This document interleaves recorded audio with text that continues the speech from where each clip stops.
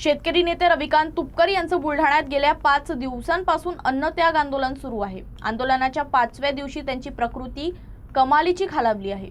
त्यांची भेट घेतल्यानंतर माजी आमदार दिलीप कुमार सानंदा भावुक झाले असून सरकारने आंदोलनाची दखल घ्यावी अशी मागणी त्यांनी केली। राष्ट्रवादीचे नेते तथा खामगावचे माजी आमदार दिलीप कुमार सानंदा यांनी आंदोलन स्थळी भेट देत रविकांत तुपकर यांची खालावलेली प्रकृती पाहून त्यांना अश्रू अनावर झाले आणि ते अतिशय भावुक होताना दिसले।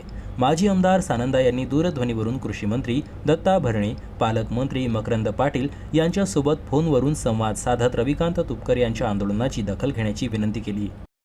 100% दखल घेतली असती। सुनेत्रा पवारताईंनी आतापर्यंत त्यांना एकही फोन केला नाही अशी माहिती मिळाली। आली फोन आलाय त्यांना, माझ्या माहितीप्रमाणे ताईंनी फोन केला आहे त्यांना, तब्येतीची विचारपूस केली आहे। त्यांची प्रकृती कोण तुम्ही आल्यापासून भाऊक झाल्याचं पाहायला हे असं काही नाही, भाऊक तर होणारच ना।